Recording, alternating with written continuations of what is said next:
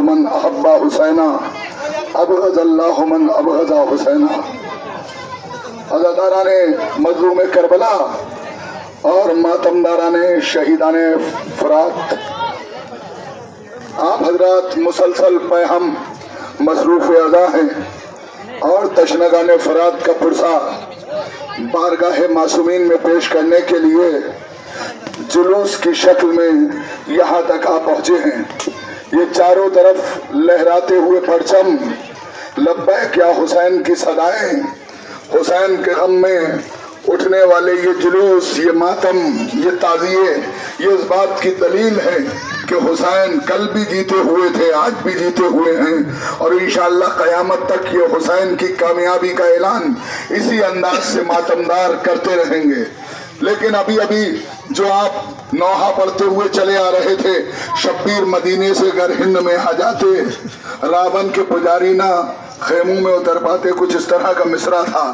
تو میں آپ کے سامنے عرض کروں، مجھے یہ بتائیے، افریقہ کی ریگستان سے لے کے اور برطانیہ کی برفیلی وادیوں تک، یا ہمارے ملک میں کشمیر سے کنیا کماری تک، اگر آپ پوری دنیا پر میڈیا کا دور ہے نظر اٹھا کے دیکھیں تو چاہے ہندو ہو، چاہے مسلمان ہو، چاہے سکھ ہو، چاہے عیسائی ہو، چاہے یہودی ہو، کسی بھی مسلک و مذہب کا تعلق رکھنے والا انسان ہو، اگر اس کے سینے میں انسانیت کا دل دھڑک رہا ہے تو وہ لبیک یا حسین کی صدائیں بلند کرتا ہوا نظر آ رہا ہے۔ وہ حسین کا غم منا رہا ہے، حسین کے پیاسوں کی یاد منا رہا ہے، حسین کے پیاسوں کی یاد میں سبیلے لگا رہا ہے۔ کبھی آپ نے سوچا کہ آخر ایسا کیوں ہے؟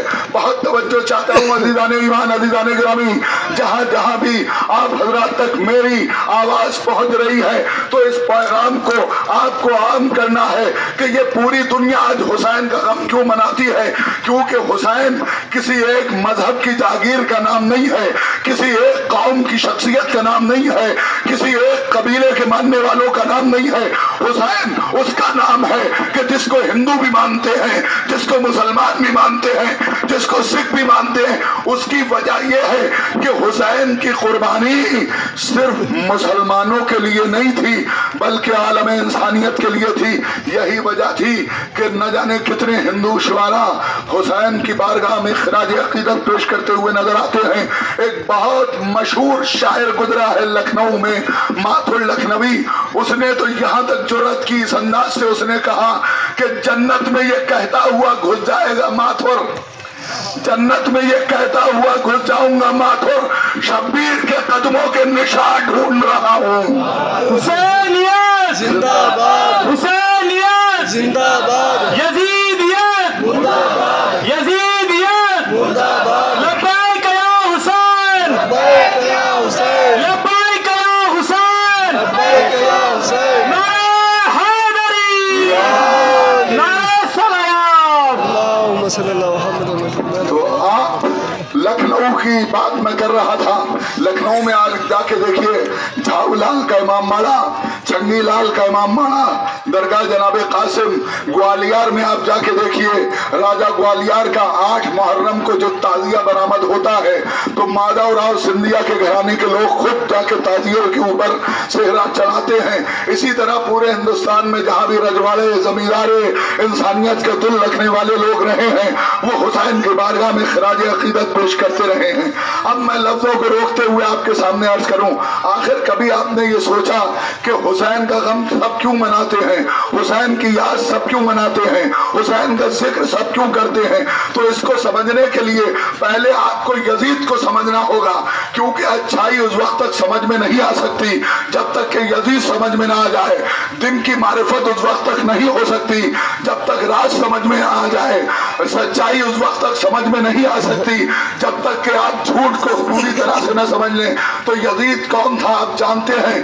یزید وہ تھا کہ دنیا کی ایک تہائی حصے کے اوپر اس کی حکومت تھی۔ وہ کرنا کیا چاہتا تھا؟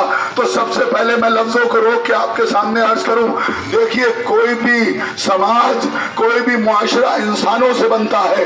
انسان جب اچھے ہوتے ہیں، پرنسپل اچھے ہوتے ہیں، ان کے اخبار اچھے ہوتے ہیں، ان کے قانون اچھے ہوتے ہیں، ان کی तहजीब अच्छी होती है तो फिर इंसानी मुआशरा अच्छा बनता है। जब इंसानी मुआशरा अच्छा होता है तो इंसानी धर्म अच्छा होता है। बहुत तवज्जो चाहता हूँ। अब मैं आपके सामने अर्ज करूँ कि आखिर यजीद कौन था, हुसैन कौन थे।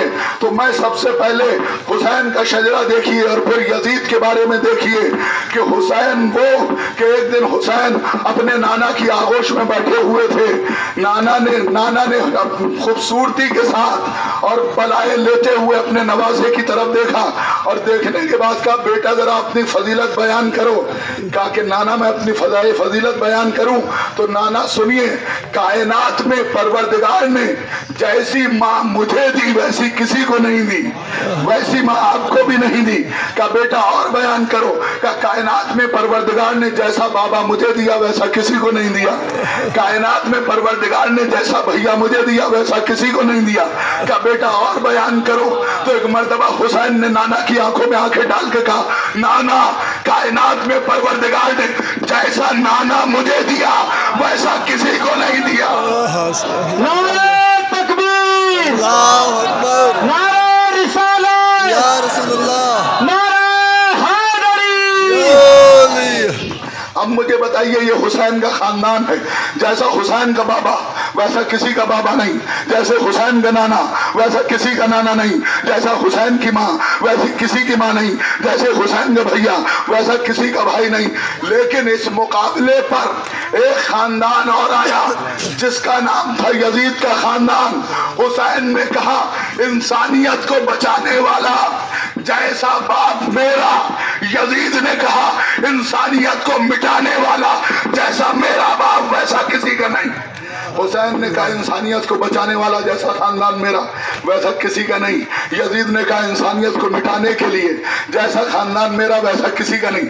अब मैं बताऊं दो जुमलों में, अब आप खामोश नहीं रह पाएंगे। हुसैन कौन?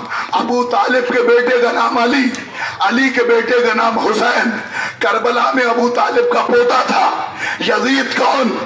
अबू सुफियान के बेटे का नाम माविया, माविया के बेटे का नाम यजीद। अब एक जुमले में मैं बात मुकम्मल किए देता हूँ। करबला में क्या हुआ था इतना समझ लीजिए। अबू सुफियान का पोता इंसानियत को खत्म कर रहा था, अबू तालिब का पोता इस्लाम को बचा रहा था। नारे हैदरी, नारे हैदरी, हैदरी, लब्बैक या हुसैन, लब्बैक या हुसैन, लब्बैक या हुसैन, नारे हैदरी, हैदरी, नारे सलावत। अल्लाहुम्मा सल्ली अला मुहम्मद व मुहम्मद। अब आइए बस 3 मिनट में आपके और लूंगा। मानवता के कुछ उसूल होते हैं, इंसानियत के कुछ उसूल होते हैं।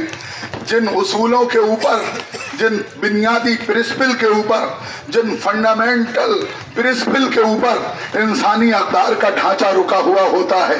अगर इस्लाम को समझना है तो ऐसे समझिए कि रसूल एक जगह पर बैठे हुए थे, आसमान इस्लाम के सैयारो सवाबित महरूमात चारों तरफ चमक रहे थे, सहाबा चारों तरफ बैठे थे। एक यहूदी आया और आने के बाद कहता है या रसूल अल्लाह सब इस्लाम से मुतासिर हो रहे हैं, इस्लाम कबूल कर रहे हैं, मुझे बताइए मुसलमान कौन होता है, मुसलमान की सिफत क्या है।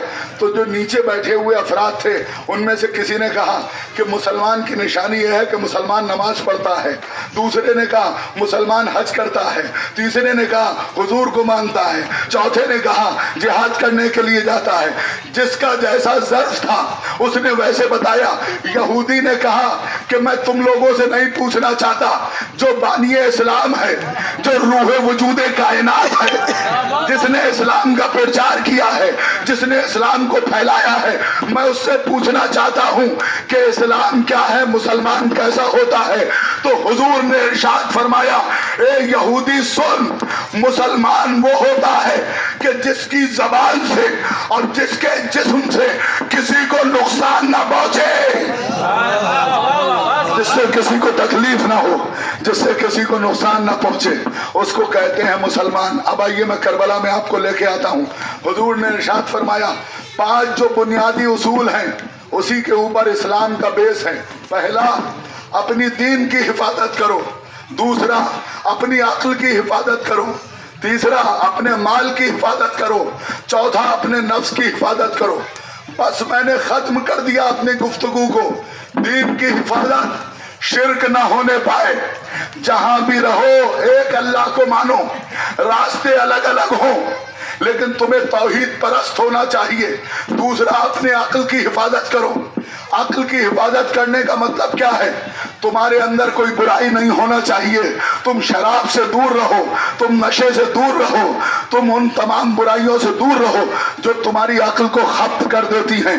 तीसरा अपने नफ्स की हिफाजत करो, यानी अपनी औलाद की हिफाजत करो। चौथे अपने माल की हिफाजत करो। बहुत तवज्जो चाहता हूँ, किसी भी अच्छे मुआशरे के यही फंडामेंटल प्रिंसिपल हुआ करते हैं कि इन तमाम चीजों की हिफाजत करना, इन तमाम चीजों का तहफ़्फ़ुज़ करना, उसी पर एक अच्छा मुआशरे की बुनियाद हुआ करती है।